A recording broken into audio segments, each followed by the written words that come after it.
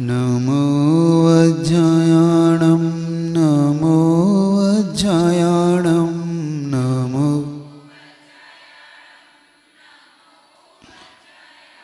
नमो वज्राय वज्राय वज्रायणं नमो नमो सवसाहुणं नमो सवसाहुणं नमो नमो सवसाहु सवसाहु सवसाहुणं नमो नमो गुरुशरणं नमो गुरुशरणं नमो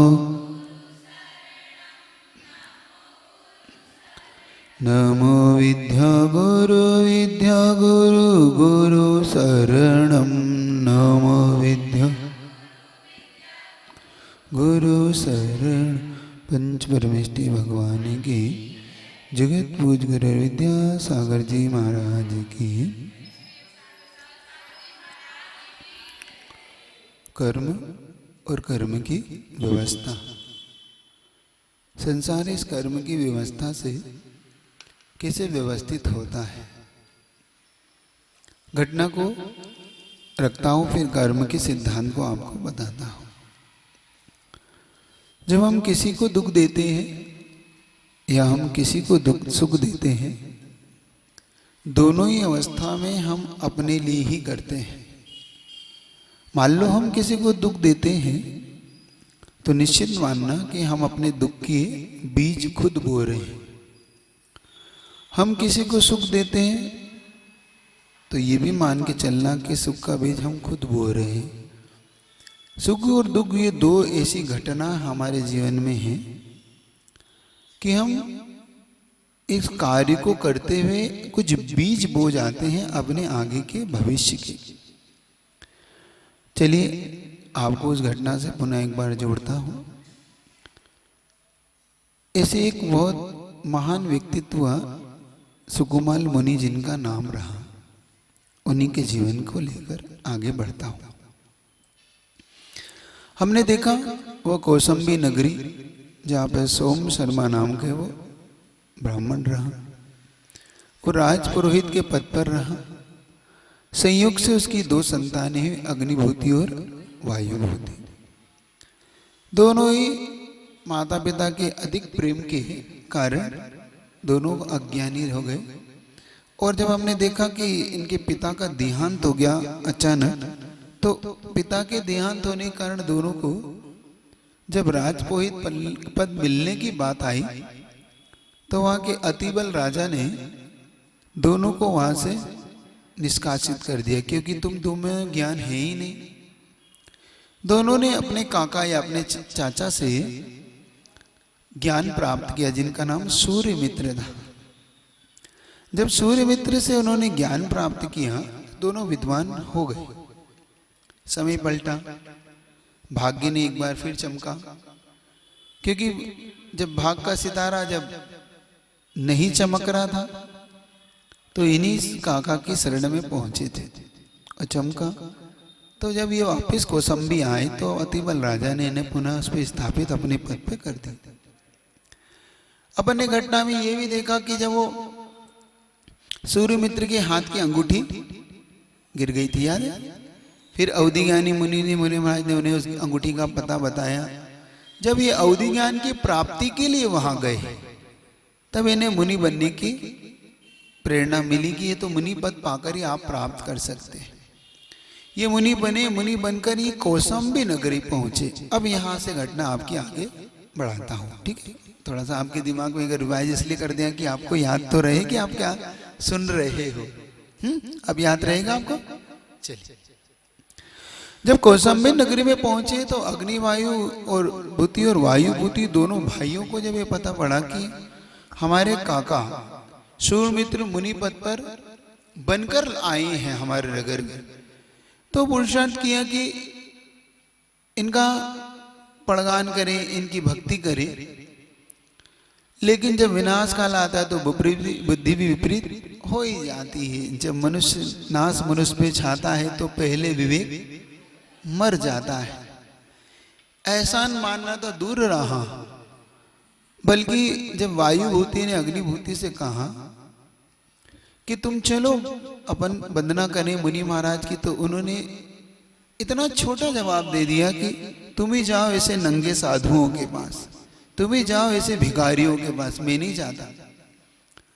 जबकि एहसान तो मानता कि जिनसे मुझे राजपद पुरोहित पद पुनः मिला, मुझे राज पुरोहित पद, कम से कम उनकी वंदना तो करता। लेकिन उसने उस एहसान को, कृतज्ञ ऐसे ही होते हैं जो किए उपकार को कभी नहीं मानते। कृतज्ञ के लोग का नेचर होता है उन पे कितना ही उपकार करो, जैसे सांप को कितना ही दूध पिलाओ वो विचि उगलता है, कुछ भी हो। उसने वही किया जो उसके नेचर में था। मिथ्या, इसको ही मिथ्यात्व कहते हैं। अपनी भाषा में से क्या कहते हैं, आगम भाषा में मिथ्या दृष्टि, ऐसा ही होता है। लेकिन जब वायुभूति ने उनका पड़गान किया, पड़गान करने के बाद वायुभूति ने बहुत उनकी भक्ति की, खूब भक्ति की।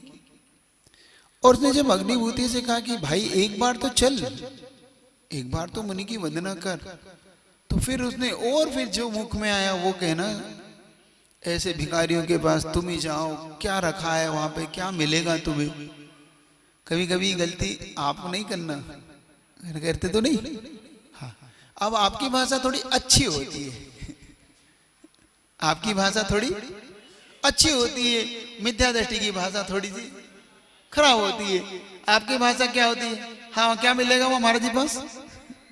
आपकी भाषा थोड़ी अच्छी होती है, स्टैंडर्ड की, क्योंकि आप पढ़े लिखे हो, है ना, तो आपकी भाषा अच्छी होती है। क्या मिलेगा हमारे पास, दिन भर में बैठे रहते हो, है महाराज जी खाने को दे देंगे।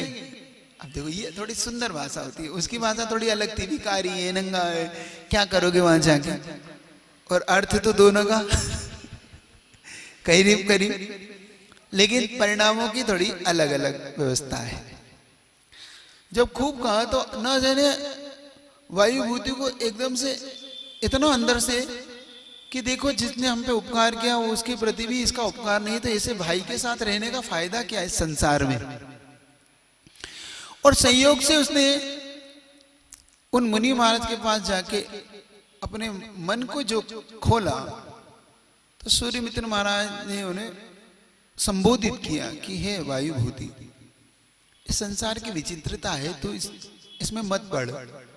ठीक है, तेरे भाई का मिथ्यात्व बहुत तेज है इस समय, वो तेरी बातों को स्वीकार नहीं करेगा। और वायुभूति का मन अंदर से पलटा और उसने मुनि बनने की ठान ली। और उसी समय उन्होंने कहा कि आप मुझे मुनि पद से भूषित करें, मैं नहीं रहना चाहता ऐसे परिवार। और उसने सूर्यमित्र के पास मुनि दीक्षा धारण कर ली। अब दोनों काकावती से मुनि बन गए।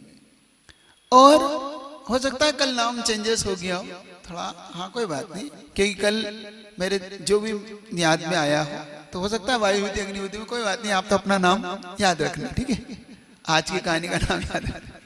चल तो सुधार कर लेना। तो जब उसने दीक्षा ले ली वायुभूति ने, तो वायुभूति की जो पत्नी थी वो पहुंचती है अग्निभूति के पास कि देखो तुम्हारे भाई ने दीक्षा ले ली है, तो इतना तो करो, कम से कम उनको मना के ले आए अपन।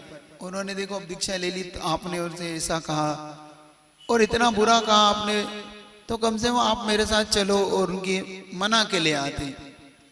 तो उसने कहा तुम्हारी गर्ज हो तो तुम जाओ, मुझे कोई गर्ज नहीं है। गर्ज समझते, गर्ज शब्द नहीं जानते, मतलब तुम्हें मतलब हो तो जाओ, मुझे कोई मतलब है ना। गर्ज नहीं बोलते आप, ये गर्ज शब्द तो बड़ा फेमस है। देखो गर्ज निकल गई तो अटकी हो, अब आपका अलग अलग शब्द हो सकते हैं। गर्ज है, अटकी है, मतलब है, ये एकार्थवाचक है कि तुम्हें मतलब हो तो जाओ, मुझे कोई मतलब नहीं है उनसे, मुझे कोई काम नहीं। गर्ज मतलब मुझे कोई काम नहीं है उनसे, उसको काम होगा तो जाए। उसकी तो बुद्धि मारी गई है, उसने और अब सुनाना शुरू किया। उसकी बुद्धि मारी गई है, उस नंगे बाबा ने शायद उस पर कोई जादू टोना किया, इसलिए वो लगा हुआ है, पीछे पीछे लगा है। जब बुद्धि मारी गई है, क्या मिलेगा, क्या मिलेगा उनके पास? भूखा मरेगा, 2 दिन में खुद लौट आएगा। मैं नहीं चाहता ऐसे की बात। और जब थोड़ी इसकी भाभी ने विशेष निवेदन किया, तो चूंकि उसने उसके निवेदन को स्वीकार नहीं करके एक लात और मारी अपनी भाभी को, और मेरी भाभी को लात मार के कहता है, तेरे को समझ में नहीं आती, मुझे बार बार परेशान करती, तू भी चल यहां से। इस तरीके से कि उसको दुत्कारा।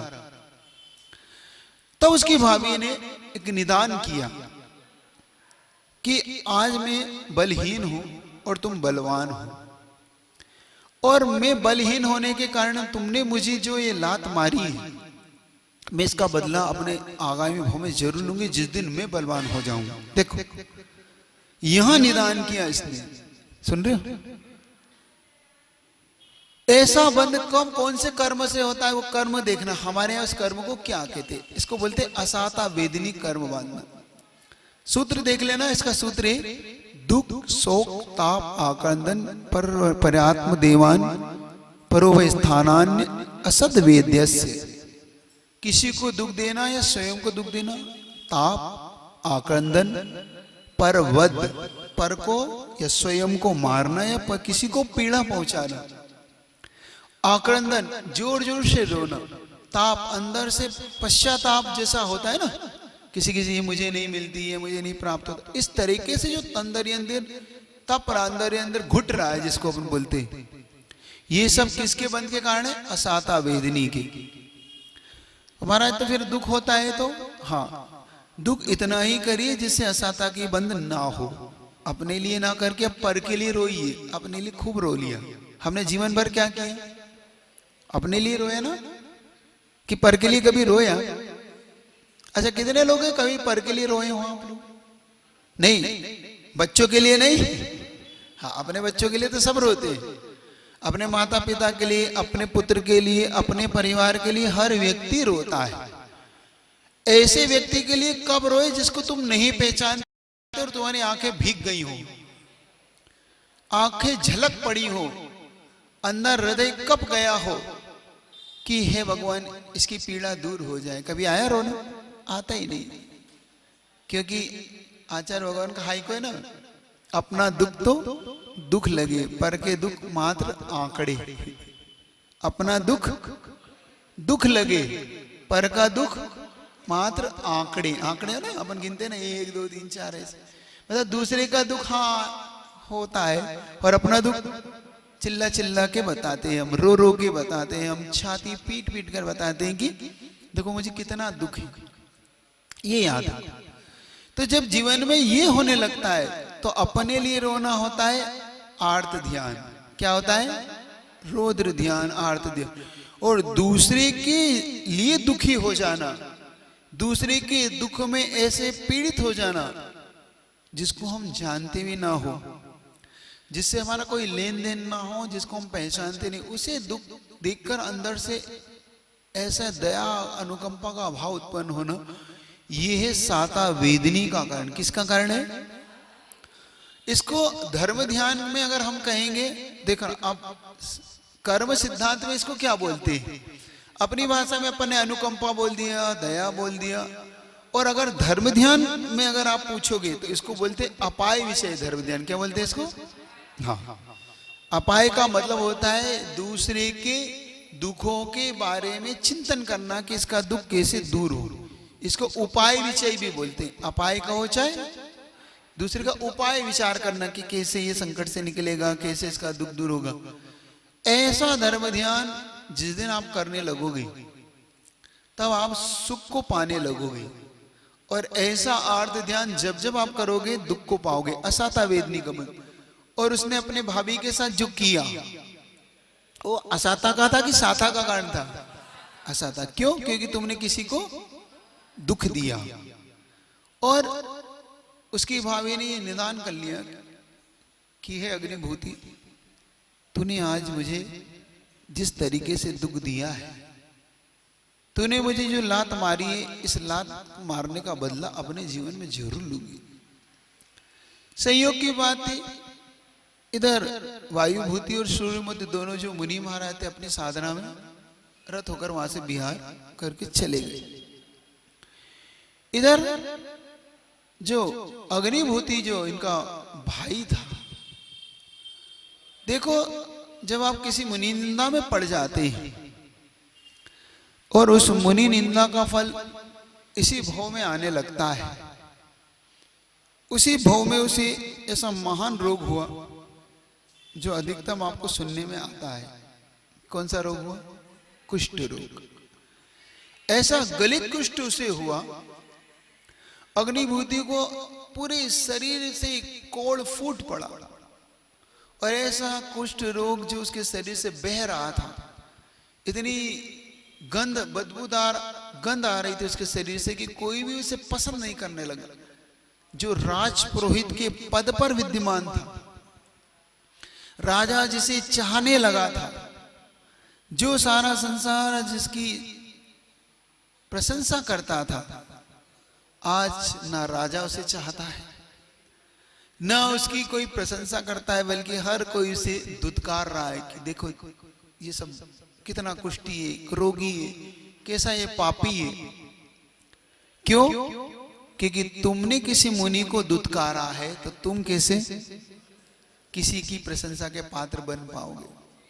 किसी को कभी भी ये तो मुनि को दुत्कारा, कभी किसी सामान्य व्यक्ति को भी नहीं दुत्कारना अपने जीवन में। क्या तुम्हें नहीं पसंद है एक अलग बात है, लेकिन उसे दुत्कारना, उसे गालियां देना, उसे भला बुरा कहना, लात मारना, ये कभी नहीं करना।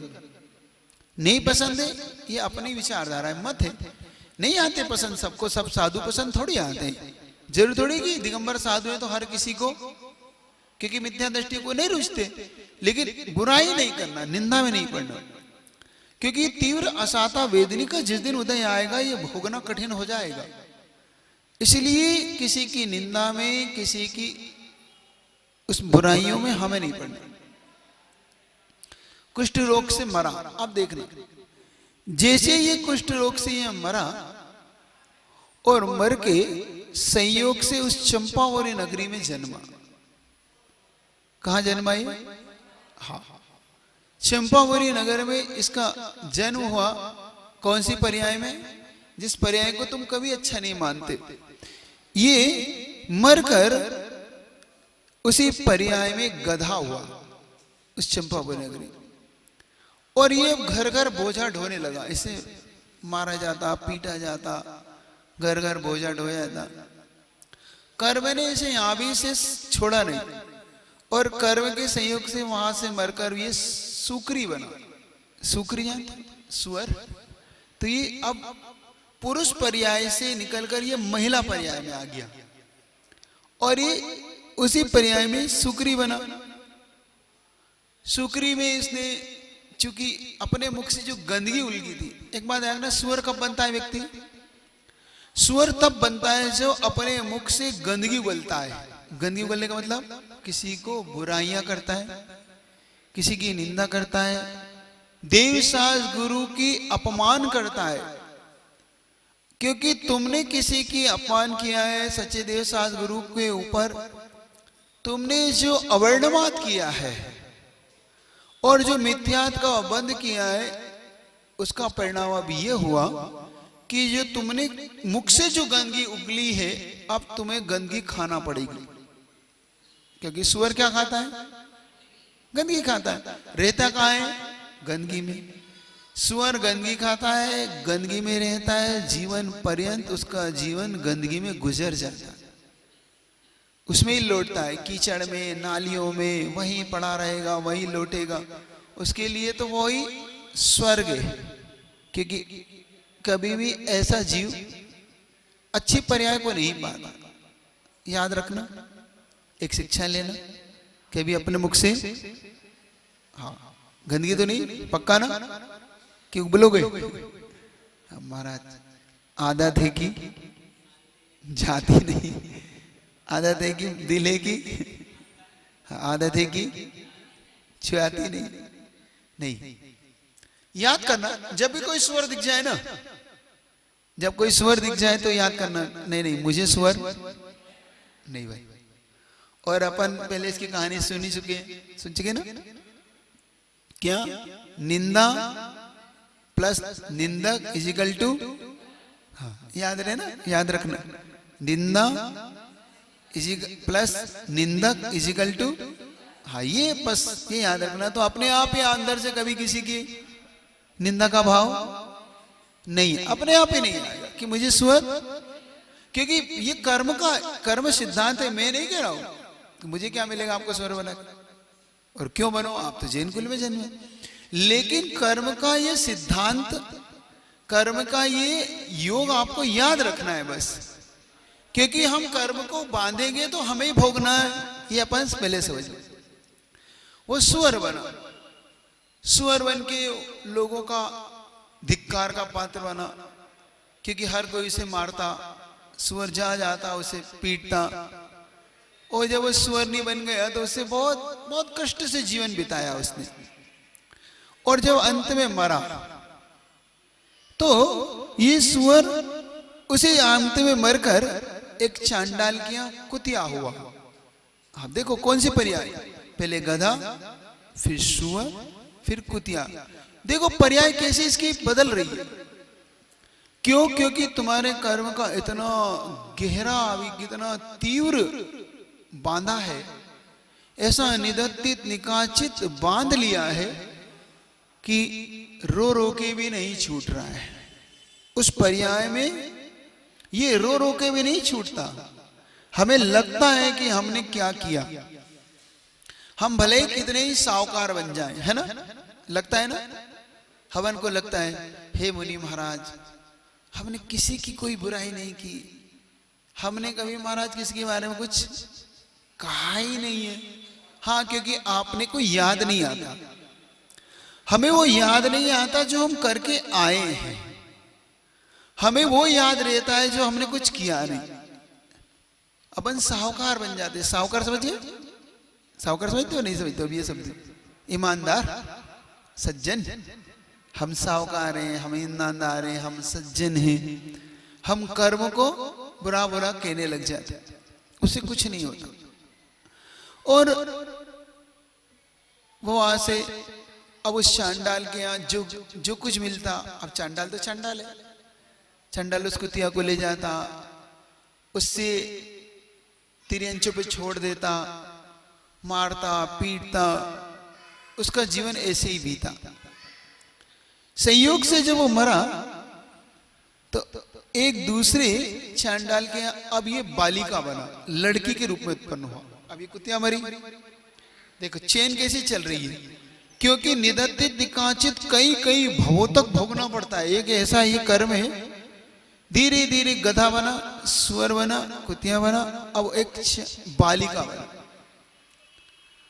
और जिस चाबी से ताला लगा था उसी चाबी से अब ताला इसका खुलेगा।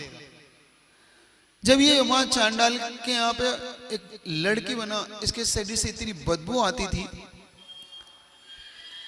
पूरे शरीर से गंध आती थी, और आंखों से ये अंधी पैदा हुई।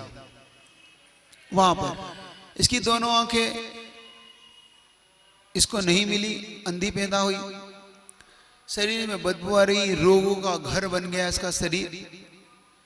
और धीरे धीरे बड़े होने लगी। संयोग से दोनों, अब ये सूर्य मित्र और वायुभूति, दोनों मुनि महाराज वहां से गुजर रहे थे। देखो ये इसकी पर्याय 3 बदल गई, और ये अभी मुनि पर्याय से। और जैसे ये मुनि महाराज वहां से निकल रहे थे तो वायुभूति कहते हैं, हे मुनि महाराज, हे गुरुवर, क्योंकि ये तो उनके गुरु थे, कि देखो ये बालिका का कौन सा कर्म का उदय है, ये बालिका इस तरीके से कितना दुख उठा रही है, देखो इसको हर कोई से धिक्कार रहा है, रोगों से ग्रसित है, अंधी है, चांडाल के घर पैदा हुई है। तो चूंकि इन्हें अवधि ज्ञान प्राप्त हो चुका था सूर्यमित्र को, तो सूर्यमित्र मुनि महाराज कहते तुम नहीं पहचान पाई ये कौन है? ये तुम्हारा भाई है। कौन है ये तुम्हारा भाई है अग्निभूति। तो आश्चर्य करता है, ये अग्निभूति मेरा भाई है? हाँ, ये वही है तुम्हारा भाई जिसने उस समय गालियां दी थी साधु को, हम लोगों को मतलब, और उसका ये दुष्परिणाम आज इसके जीवन में उत्पन्न हुआ है। और इसकी आयु बहुत ज्यादा नहीं है। जाओ वायुभूति, इसको संबोधन करके आओ, हो सके तो कुछ नियम दे के आओ इसे। देखो मुनि महाराज की करुणा तो देखो, कैसे करुणा के निधान होते हैं कि जिन्हें गालियां दी, जिनको बुरा बुरा कहा, फिर भी साधु की अपनी करुणा छूटती नहीं है, अपनी दया, फिर भी उन्हें दया आ रही। क्यों? अब इसका मुख्य कारण समझना, क्यों ऐसा होता है, किस कारण से साधु को फिर भी बुरा नहीं लगता। आप इतना बुरा बुरा बोल देते हैं और तुम्हारी दृष्टि क्यों नहीं बदलती। एक चीज आज इससे समझाता हूं, आज एक अध्यात्म का एक पद तुम्हें बताता हूं कि क्या होता है, आखिर आप में परिवर्तन क्यों नहीं आता और एक साधु को बुरा क्यों नहीं लगता, साधु के मन में खेद क्यों नहीं आता, और आता है पल दो पल के लिए तो साधु बहुत जल्दी वापस से अपने में कैसे हो जाता है। दो चीज होती है हमारे पास, एक होती है पर्याय दृष्टि, एक होती है द्रव्य दृष्टि। क्या होती है? पर्याय दृष्टि एक होती है, जब हम पर्याय की ओर चले जाते हैं, पर्याय का मतलब जैसे मनुष्य पर्याय, तिरंच पर्याय, देव पर्याय, नरक पर्याय, तिरंच में पर्याय, तो ये पर्याय हमारी, हमारे पास पर्याय है। और द्रव्य का मतलब, द्रव्य का मतलब हमारी आत्मा। तो जब हम पर्याय की ओर जाने लगते हैं कि देखो ये पर्याय, तब हमारे अंदर से ये बदलता है, भाव आता है कि देखो इसने मुझे ये कहा, देखो इस महिला ने ऐसा कहा, ये पुरुष ने ऐसा कहा, ये मेरे मित्र ने ऐसा कहा, मेरे भाई ने ऐसा कहा, मेरी भाभी ने ऐसा कहा, क्योंकि ये पर्याय की दृष्टि है और तुम पर्याय की ओर जा रहे हो। तुम्हारी आत्मदृष्टि नहीं होती, तुम्हारी क्या होती है दृष्टि? पर्याय। ये मेरा शत्रु है, ये मेरा मित्र, ये कौन सी दृष्टि है? पर्याय। तो उसमें पर्याय खोजते हो, और जब हम पर्यायों में पड़ जाते हैं तो नियम से हम कर्म के बंध में पड़ने लगते हैं। ये मेरा माता है, ये मेरे पिता है, ये मेरे भाई हैं, ये सब भेद कब आता है? भेद की दृष्टि आती है पर्याय के कारण। और हम अधिकतम पर्याय के ही हम लोग भक्त हैं। किसके? हाँ, पर्याय की हमने हमेशा आज तक भक्ति की है, पर्याय को ही हमने सबसे ऊपर माना। कभी हमारी द्रव्य की ओर दृष्टि ही नहीं गई, हमें यह नहीं लगा कि आत्मा है। अगर थोड़ी सी आत्मा की ओर दृष्टि चली जाती ना, तो हमारी कभी भी अंदर से ये ग्लानि नहीं होती। ग्लानि कब जीतता है? साधु क्यों बुरा नहीं लगता है? क्योंकि उस साधु के अंदर एक भाव रहता है, ये तो पर्याय है। आज सुख की पर्याय में, कल ये दुख की पर्याय में, सुख दुख की पर्यायों में बंधा हुआ है, और इन पर्यायों के कारण ये आज मुझे भला बुरा देख रहा है। अच्छा, मैंने एक बात आपसे एक दृष्टांत दिया था, आज फिर दे देता हूं। पर्याय दृष्टि का क्या होता है? जिस पड़ोसी से तुम्हारा झगड़ा था, देखना पर्याय दृष्टि क्या होता है। जिस पड़ोसी को तुम पसंद नहीं करते थे, जिस पड़ोसी से तुम्हें एक एक इंच के लिए तुम झगड़ा होता था, केस चल रहा था कि भाई ये जमीन मेरी है, ये जमीन तुम्हारी है, तुम मेरी एक इंच भी मेरी जमीन पे नहीं आ सकते, तुम इधर नहीं सरक सकते। देखना, ये एक पर्याय हो गई तुम्हारे पड़ोसी की। अब दूसरी पर्याय समझना, वह पड़ोसी अचानक मरा और तुम्हारा नाती के रूप में, नाती होता ना, दादा का पोता होता है ना, नाती पोता। अब वो तुम्हारे यहां पर पोते के रूप में या नाती के रूप में जन्मा। जिस पड़ोसी को जिस पर्याय में तुम पसंद नहीं कर रहे थे, अभी तुम्हें घृणा थी, उस पड़ोसी को तुम देखना नहीं चाह रहे थे, उस पड़ोसी से इतनी नफरत थी कि वो तुम्हारे अगर एक कदम भी यहाँ रख देता था तो तुम उसे गालियां देते थे। तुम कहते थे निकल जाओ, तुम मेरे घर में क्यों आते हो। तुम उससे बात करने की कहते थे तो तुम क्या कहते थे, हम इससे बात, मर जाऊंगा लेकिन इससे बात नहीं करूंगा। भाई दुखी है, देखो उसके घर में पानी नहीं, भोजन नहीं, दे दो। मर जाए मैं उसे एक अन्न का दाना नहीं दूंगा, मैं नाली में फेंक दूंगा। लेकिन ऐसा होता है ना, मन में जब बेर बंध जाता है तो अपन क्या कहते हैं, हम नाली में फेंक सकते हैं, हम कुत्ते को खिला सकते हैं, लेकिन उस आदमी को नहीं दूंगा। मैं बात नहीं करूंगा, पानी की एक बूंद नहीं दूंगा, 1 इंच जमीन नहीं दूंगा, चाहे मेरी सारी जायदाद बिक जाए तो बेच के केस लड़ूंगा, लेकिन इसको देखो कैसे भाव आते मन में। अब वो पर्याय बदली और उसके पर्याय जैसे बदली, अब तुम्हारे घर में वो पोते बन के आया। जिसे तुम कह रहे थे इसे मैं 1 इंच जमीन नहीं दूंगा, अब देखो पूरी सारी जायदाद, तब कैसे तुम उसके नाम करोगे। जैसे तुम कह रहे थे इसे 1 इंच और इसे पूरी जायदाद कैसे नाम करोगे। तुम कह रहे थे इसे भोजन नहीं दूंगा, अब देखो तुम इसे कैसे भोजन करा रहे हो। इसे 1 बूंद पानी की नहीं दूंगा, अब देख लो तुम कैसे भूखे प्यासे रह के उसे कैसे बड़ा करोगे, जिसे तुम अपना शत्रु मानते थे। तुम देखना कभी वो गलती से तुम्हारे यहां पर आ जाता था तो तुम उसे कितना भला बुरा कहते, अब तुम्हारी गोद में वो लघु शंका करेगा, पोटी करेगा, क्योंकि बच्चा है, नहीं करता, कर देता है। जिससे तुम्हें बात नहीं करते थे वही तुम्हारी गोद में जब कर देता है, देखना। और दादाजी का प्रेम देखना, दादाजी उसमें भी आनंद मानते हैं। हाँ नहीं मेरा बेटा, मेरा पोता, ले संभाल इसको, बदल दे, कहते ना, कहते कि नहीं कहते। जिसको तुमने शत्रु माना था और उसे पूरी जायदाद दे दी, उसे पूरा भोजन दे दिया, उसे खूब खिला रहे हो, पिला रहे हो, सब कुछ कर रहे हो, वो तुम्हारे पास गंदगी कर रहा है, सब कुछ कर रहा है, ये कहलाती है पर्याय दृष्टि। समझ में आ गई? पर्याय दृष्टि समझ में आई? जिस पर्याय को लेके तुम उलझे हुए थे, पर्याय में उलझे हुए थे कि एक माफ नहीं करूंगा, अब देखो क्या हुआ। और यही दृष्टि तुम्हारे अगर उस समय होती कि नहीं ये भी तो एक आत्म तत्व है, कोई बात नहीं, क्षमा कर देता हूं। तुम अगर द्रव्य दृष्टि ले आते, अंदर से आत्मा की उसकी भावना ले आते, कोई बात नहीं, ये भी एक आत्मा है, मैं भी आत्मा हूं, कर्म के उदय हैं। तुम कर्म की ओर चले जाते, तुम ये मान लेते कि नहीं देखो कर्म के उदय है, उसने मुझे ऐसा कह दिया होगा, कोई कहने दो, लेकिन फिर भी मेरा उससे भला हो, उसका अच्छा हो। वो भूखा प्यासा है, कोई बात नहीं, ले जाओ भैया, मैं तो नहीं चाह रहा कोई भी इसको भोजन। ये कहलाती है द्रव्य दृष्टि। साधु के अंदर एक द्रव्य दृष्टि होती है कि वो पर्यायों में नहीं उलझता। पर्यायों को गुण तात्कालिक आ भी जाए, मान लो किसी साधु के मन में तात्कालिक आ भी जाता है, दिख जाता है सामने पर्याय है, ये भाई है, ये तुम्हारे ये है मित्र है, तुम आके बताते हो ना महाराज जी हमारा भाई है, ये हमारे पिता है, तो तुम उस पर्याय दृष्टि हाँ ठीक है आशीर्वाद, लेकिन फिर भी उलझता नहीं है उसके अंदर। तुम कहते जरूर हो ऐसा है वैसा, लेकिन वो अंदर एक भावना रखता है कि ये भी तो एक आत्म तत्व है, जीवी है।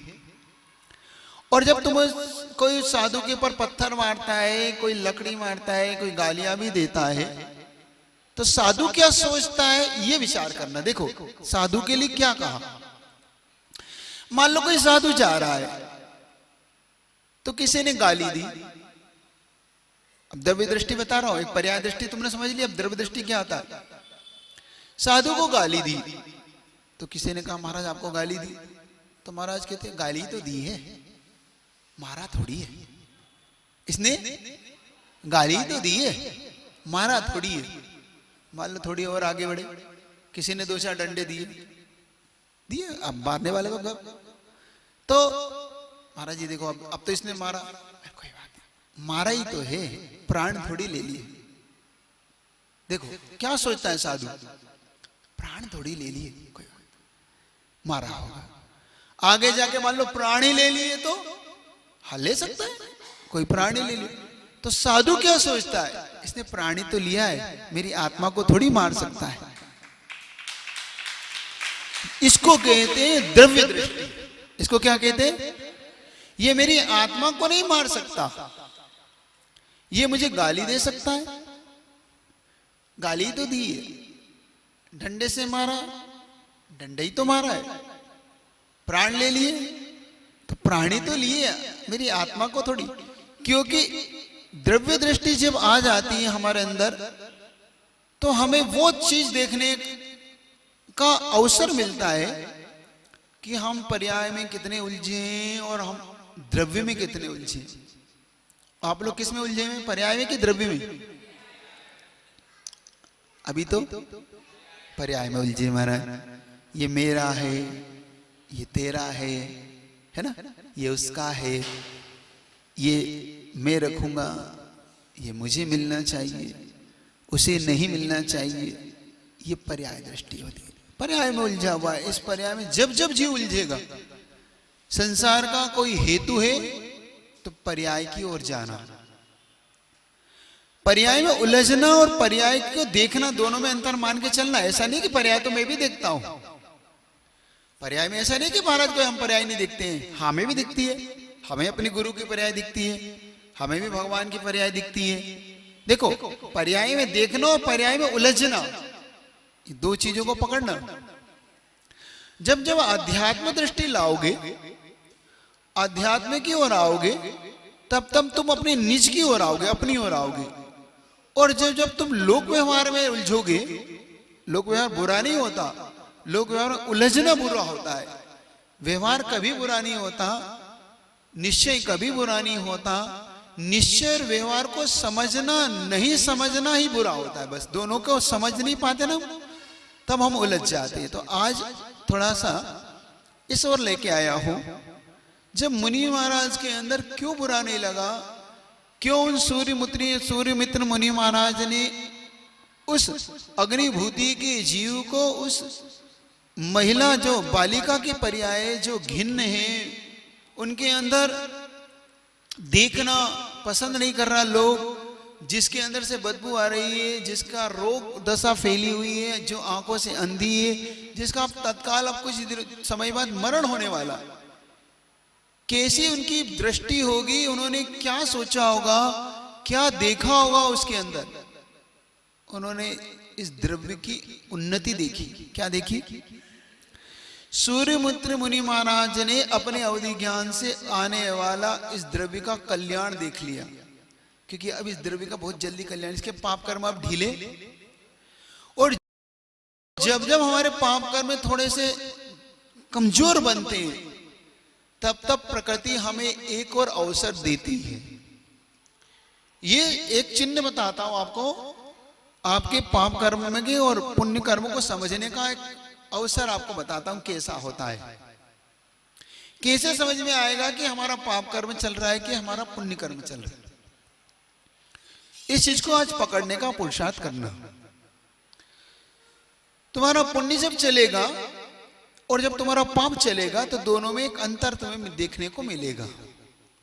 जब पाप कर्म की तुम्हारी वर्गणाएं होंगी, पाप कर्म के उदय आएंगे, तो हर वस्तु जो सुलभ होना चाहिए तुम्हारे लिए दुर्लभ होती चली जाएगी।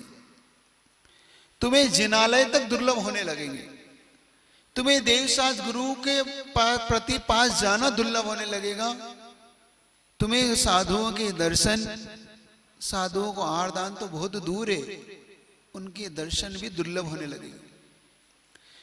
ये सब होते हुए भी अगर मान लो तुम्हें मिल भी गए, तो तुम्हारा अंतरंग का मन तुम्हें उनके पास जाने का अनुमति नहीं देगा। देख लेना, समझ लेना, जब तुम्हारा पाप कर्म तुम्हें कैसे पकड़ में आएगा। जब तुमसे कोई ये कहे कि चलो जिनालय चलते, चलो आज पूजन कराते, और तुम्हारा मन अंदर से ये कहने लगे कि नहीं आज तो पिक्चर देखने का मन है, आज तो सोने का मन है, आज तो कोई बात नहीं, बहुत दिन हो गई, अब महाराज जी 1.5 महीने से हैं और 1-1.5 महीने तो रहे नहीं है, तो अब फिर कभी देख लें, तो समझ लेना काय का उदय चल रहा है अभी। तुम्हारा पाप कर्म तुम्हें अब गुरु से दूर रख रहा है, और जब दुश्मन चैलेंज करे तो उस चैलेंज का जवाब कैसे देना चाहिए? पलट के तबियत से देना चाहिए। कैसे? कि तू मुझे रोक रहा है तो मैं जरूर जाऊंगा, अब मैं मंदिर जरूर जाऊंगा, पाप कर्म के लिए नहीं। हाँ, तुम्हें अब पाप कर्म से बचना है, मन में ये लाना कि नहीं पाप कर्म के लिए नहीं जाऊंगा, अब मैं पुण्य के लिए विशेष जाऊंगा। कि अब आज आहार देने का मन नहीं है ना, तो आज आहार देने जरूर जाऊंगा। वैसे तो मैं सोता, लेकिन मन क्या कह रहा है, आज आहार नहीं देना, आज नींद आ रही है, आज कल रविवार, अब कल रविवार भी है ना, तो कल रविवार है, बहुत लोग कल सोने का मन बनाएंगे कि आज तो रविवार है, संडे छुट्टी, किसकी? आहार की भी छुट्टी, मंदिर की भी छुट्टी, अभिषेक की भी छुट्टी। जब ये मन बने तो समझ लेना पाप कर्म का तीव्र हृदय सामने आ चुका है, अब ये मुझे अच्छे काम के लिए रोक रहा है। जब तुम्हें दान देने का भाव हो रहा हो तो ये सब पाप कर्म के उदय कहलाते हैं। अब तुम्हारा पुण्य कर्म का उदय देखना, तुम्हारा पुण्य कर्म का उदय तुम्हें कैसा आता है, तो तुम्हें कैसे समझ में आएगा कि हमारा पुण्य चल रहा है?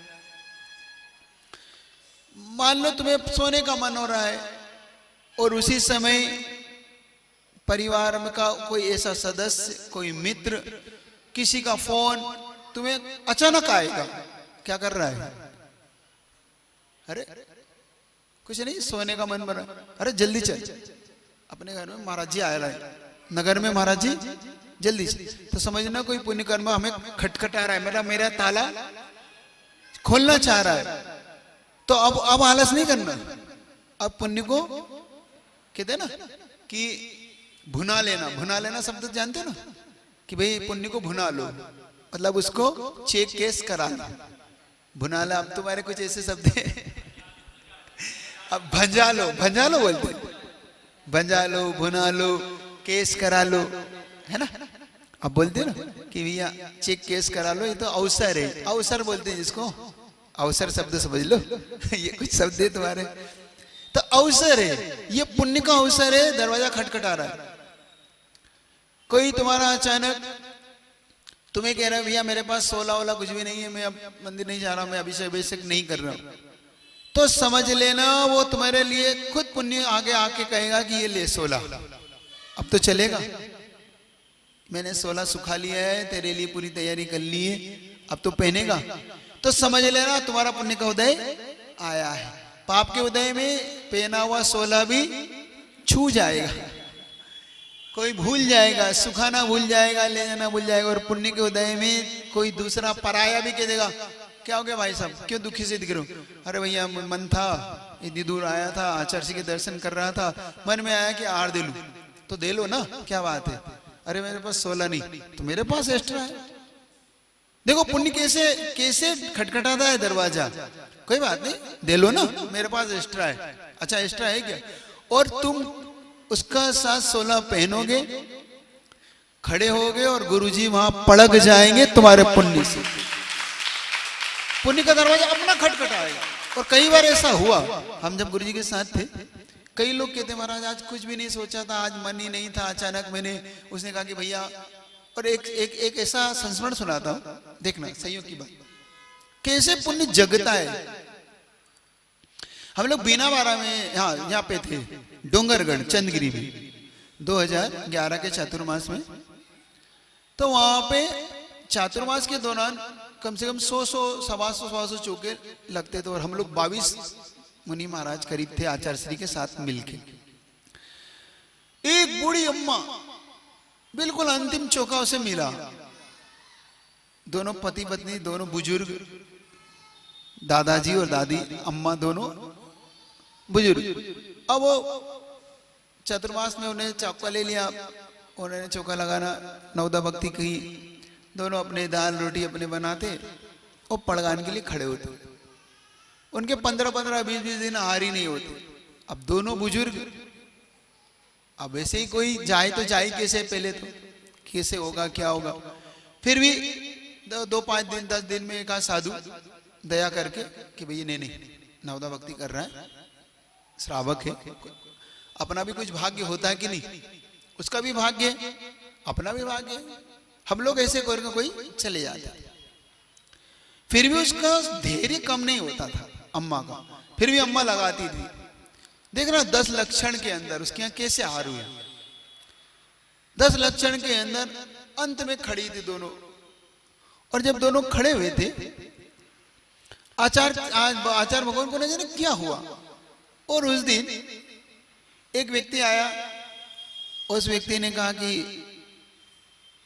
अम्मा ने पूछा, क्योंकि अम्मा पूछती रहती थी कि भैया हम दोनों ही हैं, तो कोई भी नया व्यक्ति, तुम बेटा आए हो पड़गान कर लो हमारे यहाँ, तो कुछ लोग मना कर देते, कुछ लोग हाँ भर देते। उस दिन उस व्यक्ति ने पड़गान के लिए कहा कि चलो अम्मा मैं तुम्हारे साथ खड़ा हो जाता हूँ। अम्मा ने कहा देखो बेटा हम दोनों पति पत्नी हैं, हो सके तो आ जाओ, तुम हमारे यहाँ खड़े हो जाओ। वो अम्मा क्या खड़ा हो गया, वो अब वो 3 व्यक्ति हो गए, वो खड़ा। देखो पुण्य कैसे खटखटा रहा। और आचार्य श्री सीधे मंदिर से निकले और मंदिर से 1 चौके 2 चौके पार करते करते करते करते करते अंतिम चौके में पहुंचे और उसके सामने जाके खड़े हो गए दोनों अम्मा और वो उसने उस व्यक्ति ने ना गुरुजी को, अच्छा ऐसा भी नहीं कि गुरुजी को पहचानता हो पहले से, कोई दर्शन तो किए लेकिन यहाँ गुरुजी से कोई बड़ा बहुत भारी परिचय हो, कोई दान दाता हो, ऐसा भी नहीं। सामान्य से गुरुजी को कौन नहीं पहचानता, वैसे तो है, लेकिन यूं सामान्य से कोई बहुत ज्यादा। और उसकी ऐसी लाठी लगी, वो कहता है महाराज मैंने आज तक गुरुजी को हार दिया ही नहीं था।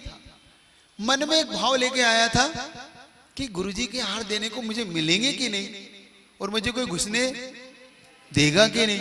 महाराज मैंने पूरी तैयारी कर रखी थी कि भाई किसी भी तरह से मैंने हाथ जोड़े, कमेटी के हाथ जोड़े, पैर पड़े कि देखो भैया बस एक गिलास दिलवा देना, मैं इतनी दूर से आया हूँ, मैंने गुरुजी को आज तक हार नहीं दिए, बस एक गिड़गिड़ा रहा था मैं, देखो वो गिड़गिड़ा रहा था सबके सामने कि बस। और कमेटी तो कमेटी है, नहीं क्या कोई घुसने को नहीं मिलेगा, ये नहीं वो नहीं। उसने बहुत हाथ जोड़े कमेटी के जो लोग जाते थे उनके, भैया बस एक गिरा दे, लेकिन नहीं। संयोग से जब गुरुजी का पड़गान हुआ, देखना दोनों अम्मा बाबा जी और उसने, अब कमेटी मुंह देख रही है उसका ये तो कल अभी घंटे भर पहले तो गिड़गिड़ा रहा था, अब कमेटी गिड़गिड़ा रही, भैया कुछ दो सुन रहे हो दिन कैसे बदलते। और गुरुजी भी देखो, गुरुजी ने चौथे आदमी को घुसने नहीं दिया, दोनों अम्मा से, अम्मा और बाबा जी और से। और बाबा जी देखो जो एक गिलास नहीं दिया था जिसने जिंदगी में, अब अम्मा कह रही बेटा देख हम तो दिखता है नहीं, तू शोधन करके देता जा तू शोधन करके दे जा। और गुरुजी हैं कोई घुसने की कोशिश करे, अब उनकी आंख इतनी बड़ी है कि आदमी इतनी बड़ी आंख देख के ही बाहर हो जाता है, चलो बाहर। और सिर्फ अब वो अम्मा एक एक रोटी और दाल और सब्जी निकाल रही है अपने, अब सब्जी तो लेते नहीं, दाल है, ओरिया है, खींच जो बनाया बुंदेलखंड में अपना, वही मिठाई है वहां की और ने बढ़िया गुरुजी को देना शुरू किया। और बड़े प्रेम से आचार्य श्री भी ऐसे ले रहे थे, ऐसे ले रहे थे जैसे कभी कृष्ण ने सुदामा के चावल लिए थे, याद है जो कभी कृष्ण ने सुदामा के चावल कैसे प्रेम से लिए थे, ऐसे ही गुरुजी बड़े प्रेम से वो रोटी, वो ओरिया, वो खींच, वो लचका बस लेते चले जा रहे, दूध है ना अपने वहां जो गक्कड़ जो उसने बुंदेलखंड की जो आइटम बनाई थी। और अम्मा भी, उसने भी ऐसा नहीं कोई चौका कमजोर बना, उसने भी खूब अच्छे से बिल्कुल गुरुजी के, वो तो कोई सोचती थी कि गुरुजी तो कोई आना है नहीं, कम से कम जो साधु आएंगे, वो भी खूब मेहनत, दोनों अम्मा बिल्कुल लग जाते थे बेचारे। ऐसा गजब का हार कराया उसने, और जिसने कभी एक गिलास नहीं दिया उसे जब पूरा हार देने को मिला, और अम्मा ने दिया, बाबा जी ने दिया। अब बाबा जी भी कह रहे बेटा कोई बात नहीं तू देते जाओ, तो तीनों अब 2 लोग में देखो कैसे हार दी, एक थाली में सारी चीजें, सारा एक सामग्री, और बाबा जी को सोच के गिलास देते जा रहा है, बाबा जी गिलास रखते जा रहा है और ये आइटम और गुरुजी मुस्कुराते जा रहे हैं और अम्मा ऐसे हाथ जोड़ के कप कप आ रही है। अम्मा डर रही और गुरुजी मुस्कुराते जा रहे हैं कि देखो गुरुजी की खासियत बताता हूं। गुरुजी का नेचर है, अगर उनको लग जाता है कि वातावरण में थोड़ा सा भी टेंशन आ रहा है, ट्रेस हो रहा है व्यक्ति के चेहरे पे जरा सा भी, तो एकदम से मुस्कुरा ऐसे छोड़ते हैं वो कि सामने वाला आधा तो वैसे रिलैक्स हो जाता है। और उन्हें मुस्कुरात करके अम्मा को भी, हाँ तो अम्मा को थोड़ा सा फिर उसने भी गिरा दिए जो जो देते चले गुरुजी। ऐसे भी पुण्य खटखटाता है दरवाजा, याद रखना। जब ऐसा हो तो कभी डरना नहीं, समझना कि पुण्य आज खटखटा रहा है। उसका पुण्य भी चेता, देखो उनका पुण्य कैसे खटखटा रहा था। अब आपको कहानी घटना पे बता रहा हूं, घटना पे आ रहा हूं। पुण्य पाप समझ में आ गया, पर्याय दृष्टि समझ में आ गई, द्रव्य दृष्टि समझ में आ गई, समझ में आ गई कि नहीं आई? हाँ, इन द्रव्य दृष्टि को, पर्याय दृष्टि को अपनी जीवन में महत्व देना, अगर कुछ समझ में आ रहा हो तो। जब उन्होंने वायु भूति को सूर्यमित्र मुनि महाराज ने भेजा कि जाओ संबोधन करो। जब वायु भूति उसके पास पहुंचे, उस बालिका को संबोधन किया। देखो तुमने इतने दुखों को झेला है। वो बालिका ही बड़ी शांति से, क्योंकि अब उसका मरण बिल्कुल निकट पहुंचने वाला, उसकी आयु बहुत शेष, थोड़ी शेष रह गई थी। और वो कहते हैं कि देखो तुम पाप का फल इतने भोगी हो, तुमने इतना पाप किया है, अब इस पाप का पश्चाताप करो और आगे के भवों के लिए अपने आप को अच्छा बनाने के लिए तुम कुछ नियम ग्रहण करो। और जिसकी भवितव्यता बहुत अच्छी होती है, जिसकी भवितव्यता बहुत अच्छी होती है, वो कहना भी मान जाता है। हम लोग तुम्हारी भवितव्यता को कैसे पकड़ते हैं? जब हम तुमसे कुछ कहें और जब तुम्हारे चेहरे पे सल आने लगता है, तो लगता है कि अभी इसकी भवितव्यता नहीं है, अभी ये कहना नहीं मानेगा, तो हम मनाना फिर छोड़ देते कि भैया इसको जाने दो। जिसकी भवितव्यता तीव्र होती है, वो बहुत जल्दी गुरु का उपदेश ग्रहण कर जाता है। जब मुनि महाराज ने उसे संबोधित किया और उसकी आने वाली पर्याय बिल्कुल अच्छी होने वाली थी, तभी उसने मुनि महाराज की एक एक बात को दोनों हाथ जोड़कर एक एक बात को स्वीकार किया कि हाँ मैं पश्चाताप करती हूँ, हाँ मैं निंदा करती हूँ, मैं अपने आप को, अपने किए हुए कार्य को, अपने कर्म की निंदा करती हूँ। अभी प्रतिक्रमण करेंगे अपन 10 लक्षण, तब करना, देखना कितना आनंद आता है। 10 दिन की मन बना लेना, इन 10 दिनों में कैसे पाप को छोड़ा जाए। उसने बहुत अच्छे से, फिर महाराज ने उसे एक बात कही कि देखो अगर तुम चाहो तो अणुव्रतों को ग्रहण करो। अब वो पूछती है अणुव्रत क्या होते हैं? अब वो क्या जाने, जिस कुल में जन्मी, जिस पर्याय में जन्मी है, वो पर्याय ना ऐसा कुल है ना ऐसी पर्याय है जहां पर अणुव्रत की कोई चर्चा हो। चांडाल का कुल है, वहां पे कहाँ अणुव्रत है? वहां तो हिंसा, झूठ, चोरी, कुशील का अंबार लगाओ। वो पूछती है कि अणुव्रत क्या होते? तो मुनि महाराज कहते देखो अब तुम बहुत भारी हिंसा नहीं करना, किसी को मारने के भाव नहीं करना, और आज से त्रस हिंसा को त्याग दो। किस हिंसा को त्याग दो? त्रस हिंसा क्या होती है? तो महाराज ने बताया 2 इंद्री, 3 इंद्री, 4 इंद्री, 5 इंद्री जीवों को नहीं मारना। 2 इंद्री क्या होता है? लठ है, गिजाई है, ये सब 2 इंद्री। और 3 इंद्री क्या होता है? चींटी है, आपके भौरा है, ये सब 3 इंद्री है ना। भौरा 4 इंद्री, भौरा 4 इंद्री, मक्खी है, भौरा है, ये मच्छर है, 4 इंद्री। 5 इंद्री मनुष्य है, कुत्ता है। जब मुनि महाराज ने इनको बताया कि देखो इनकी हिंसा नहीं करना, तो इन हिंसा का उसने त्याग किया। महाराज ने कहा देखो चोरी नहीं करना, ऐसी चोरी नहीं करना जिससे कि बिना दिए बिना पूछे नहीं लेना। चोरी किसे कहते हैं अपन? किसी की बिना दी हुई रखी हुई वस्तु को नहीं लेना। सूत्र क्या है उसका? अदत्ता दानम स्तेयम। सूत्र बोल दो जरा एक बार। अदत्ता दानम, ये तुम तत्वार्थ पढ़ रहे हो कि नहीं? उसमें आता है कि नहीं आता? आता है ना, उसमें ये सूत्र। अदत्ता दानम मतलब बिना दिया हुआ, किसी का बिना दिया, किसी के बिना पूछे, किसी का भूला हुआ, किसी का रखा हुआ नहीं उठाना, नहीं तो क्या कहलाता है? ये चोरी कहलाता है। झूठ, झूठ क्या कहलाता है? झूठ ऐसा जैसा देखा, जैसा सुना, उसको वैसा नहीं बोलना झूठ है। लेकिन तुम्हारे लिए दोपहर में एक मैंने झूठ बताया था, अभी एक दोपहर में चर्चा आई थी, उसमें बताया था मैंने, ऐसा झूठ नहीं बोलना जिससे कि सामने वाले के प्राण आपत्ति में आ जाए, और ऐसा सत्य भी नहीं बोलना जिससे सामने वाले के प्राण आपत्ति में आ जाए। सत्य में विपदे, एक सूत्र दिया आचार्य संबंध स्वामी ने श्रावकाचार के अंदर, सत्य में विपदे, ऐसा सत्य जो किसी के ऊपर विपदा ला दे, किसी को समस्या में डाल दे, किसी के ऊपर महान संकट ला दे, ऐसा सत्य असत्य है, झूठ है। और ऐसा झूठ जो सामने वाले को विपदाओं से उठा ले, ऐसा झूठ सत्य है तुम्हारे लिए, मुनि महाराज के लिए नहीं। ये किसके लिए?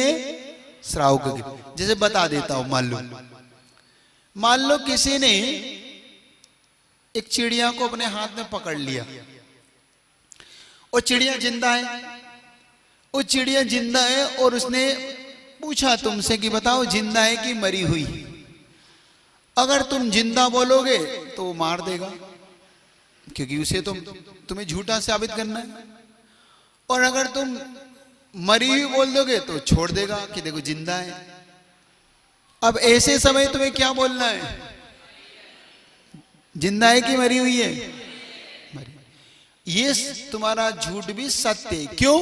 क्योंकि तुमने किसी के प्राण बचाने के लिए ये झूठ बोला है, तुम्हारे लिए क्षम। और ऐसा सत्यवाद कि तुमने नहीं मैं झूठ नहीं बोलता, मैं तो सच बोलता हूं, जिंदा है तो जिंदा है, मार देगा तुम्हारा, ये ऐसा सत्य झूठ।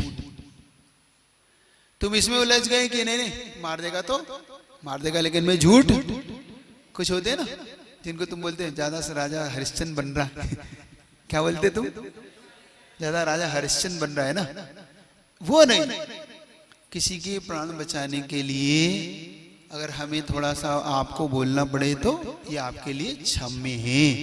साधु के लिए नहीं, साधु नहीं बोलेगा, साधु तो एक उसके लिए अलग प्रयोग करेगा। साधु का प्रयोग तुम्हारे जैसा नहीं होगा, क्योंकि साधु का महाव्रत है, वो झूठ नहीं बोल सकता। इसलिए तो तुम्हारे लिए और साधु के लिए प्रयोग में अंतर होगा, उसे भी बचाने का तरीका उसका अलग होगा, साधु का तरीका अलग होगा। तुम्हारे तरीके से साधु झूठ नहीं बोल सकता कि हाँ हम भी झूठ बोलेंगे तो नहीं, हमारे लिए महाव्रत में दोष लगेगा। फिर महाराज क्या आप बोल दोगे? आप बोल दोगे? नहीं, फिर हमें उसको बचाने का कुछ अलग तरीका ढूंढना होगा, वो हम फिर अलग उसके लिए प्रयोग करेंगे। अभी तुम्हारे लिए वो प्रयोग नहीं बताऊंगा है ना, क्योंकि तुम फिर हर समय उसका प्रयोग हमारे साथ करने लग जाओ। क्योंकि हमने देखा तुम्हें हम ब्रह्म विद्या सौंपते, तुम उस ब्रह्मास्त्र को हम पे प्रयोग करने लगते, इसलिए ऐसा ब्रह्मास्त्र तुम्हें नहीं सौंपना मुझे, है ना। कभी कभी तुम उसका प्रयोग करने लगते, मैंने देखा। मैंने आज खिचड़ी की चर्चा की तो मेरे ही चौके में खिचड़ी खिचड़ी होने लगी। आज प्रवचन में खिचड़ी की चर्चा की थी ना, तो मेरे ही चौके में जा नवदा भक्ति करे, हाँ महाराज हम खिचड़ी हम साइड से दे रहे हैं। मैंने कहा ठीक है भाई तुम मुझे दो, ठीक है ना। तो उसने पांचों अड़वट, अब हिंसा हो गई, झूठ हो गई, चोरी हो गई। कुशील तुम जानते ही हो, कुशील क्या कहलाता है? अब्रह्म। अब्रह्म का मतलब ये नहीं कि मात्र शरीर से की हुई क्रिया अब्रह्म होती है। ऐसे तस्वीरें देखना, ऐसे व्हाट्सएप देखना, ऐसे आपके जो नेट पे आते ना आपके वीडियोस आते हैं, ऐसे आपके अलग अलग प्रकार के फोटो आते हैं, ऐसी चर्चा करना ये भी अब्रह्म है। देख लेना, ये भी आप याद रखना। विशेष तौर से कह रहा हूं, विशेष तौर से उन शादीशुदा लोगों से भी कह रहा हूं जो लोग इस प्रकार के अब्रह्म को नहीं अब्रह्म मानते। क्या मान लो जो क्रिया एकांत में करने की पुरुष और महिलाओं की थी, वो क्रिया जब तुम टीवी पे देखते हो, ये अब्रह्म है। उस क्रिया को देख के तो जो खुश होते हो, वो क्रिया अब्रह्म है तुम्हारे लिए। समझ रहे हो अब्रह्म क्या कहलाता है? इसे तुम अब्रह्म मानते ही नहीं हो, तुम्हें कहते हो इसमें क्या अब्रह्म है? ये महान अब्रह्म है। इसको तुम समझने का पुरुषार्थ करो। चाहे तुम अपनी पत्नी के साथ भी बैठे हो, लेकिन वो तुम्हारे लिए तो परिस्थिति परपुरुष है। समझ लेना इस बात को। तुम अपनी पत्नी के साथ बैठे हो, ये बात सच है, और अपनी पत्नी के साथ टीवी देख रहे हो, लेकिन जो सामने वाला स्त्री पुरुष है वो क्या है तुम्हारे लिए? पर स्त्री पर पुरुष है। और पर पुरुष पर स्त्री की देखी हुई क्रिया अब्रह्म होती है। चाहे तुम उसको पिक्चर में देखो, चाहे नाटक में देखो, चाहे तुम उसे किसी वेबसाइट पे देखो, चाहे ऐसी पिक्चर देखो चाहे कैसी। समझ रहे हो? हाँ, ये याद रखना, तुम लोग बैठ के खुश होके देखते रहते हो, ये महान अब्रह्म है, ये पाप है। तुम कहते हो कि इसका भी त्याग करना। जब महाराज ने इसका भी त्याग कराया तो उसने उसका भी त्याग किया। फिर महाराज ने सब परिग्रह के बारे में बताया कि देखो तुम्हारे पास परिग्रह तो वैसे भी नहीं है, तो मूर्छा भाव नहीं रखना इस परिग्रह का। तो उसने परिग्रह के मूर्छा भाव को भी छोड़ा।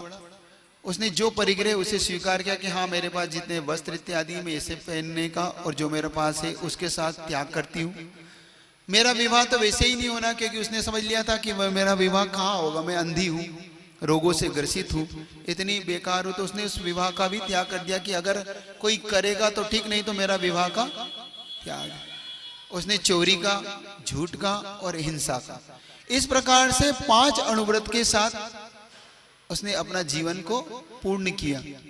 महाराज से उसने 5 अणुव्रत लिए। अंत में महाराज ने उसे जब देख लिया कि अब इसके पास आयु बहुत नहीं है, तो उसे चारों प्रकार के आहार जल का त्याग उसे कराया कि अब रात्रि में भोजन नहीं करना। दिन में उसे त्याग कराया। वो संयोग से इसी काल, इसी बीच में उसकी अंतिम श्वास पूरी हुई और उसका संन्यास पूर्वक यहाँ से मरण हुआ। संन्यास पूर्वक मरण करके वो क्या बनती है अपन कल देखेंगे। आज तो आपका समय हो गया। ये जीव कैसे जाएगा आगे, देखना ये जीव कितना सुंदर पर्याय को धारण करेगा। अब इसकी पर्याय कैसे बदलेगी, तो कल इसके विषय में चर्चा करूंगा। आज आपकी परीक्षा है ना? छिड़ाला की है कि नहीं है ना? दे तो लेना कम से कम, परीक्षा तो आ गया। तो एक बार एक भजन कर देता हूँ, फिर छोड़ देता हूँ, ठीक है? चलिए, वो तो मिल गए, अब तो जो नहीं मिला उसकी चर्चा। चलिए, एक अच्छा वैराग्य परक भजन करते हैं। ये तुम्हारे पास 12 नंबर पृष्ठ पे ओम अरहम होगा। ओम अरहम भजन अच्छा है, गाओ तो मेरे साथ गाओ, अच्छा लगेगा तुम्हें। ओम अरहम, ओम अरहम, ओम अरहम, ओम अरहम, ओम अरहम बोल। किसी कार्य की सिद्धि से तू पहले उसको बोल। ओम अरहम, ओम अरहम बोलो। ओम अरहम, ओम अरहम, ओम अरहम बोल। किसी कार्य की सिद्धि से तू पहले इसको बोल।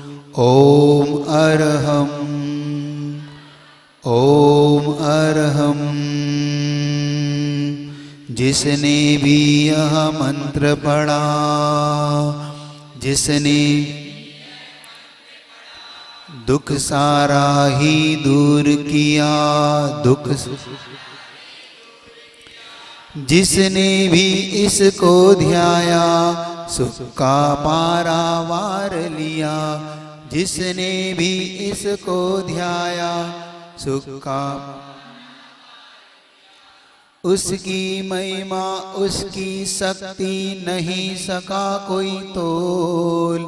उसकी महिमा उसकी शक्ति नहीं सका कोई तोल। ओम अरहम ओम अरहम बोल। ओम अरहम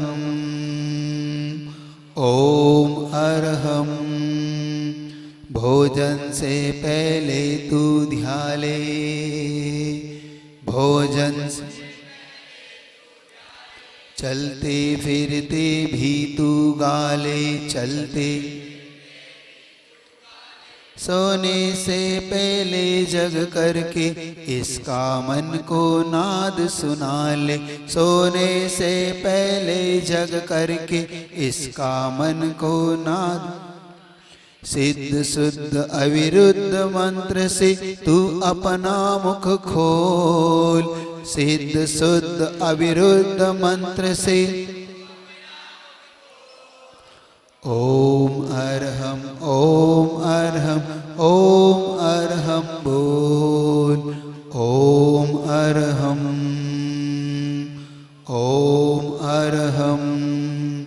दुराचरण को दूर भगाए, दुराचरण को सोता तेरा भाग्य जगाए, सोता ध्यान साधना इसकी करके मानव अपना भाग्य बनाए। ध्यान साधना इसकी करके तन मन आत्म शुद्ध करे ये महिमाएं अनमोल। तन मन आत्म शुद्ध करे ये। ओम अरहम बोल।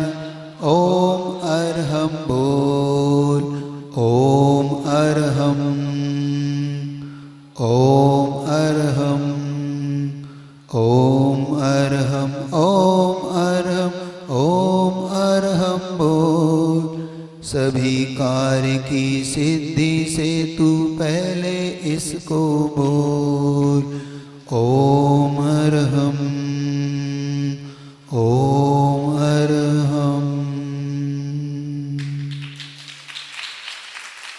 अच्छा है ना? अच्छा लगता है। नए नए भजन किया करो, है ना? चलिए, अब जिनको ऑनलाइन देना है वो ऑनलाइन, ऑफलाइन देने वाले ऑफलाइन।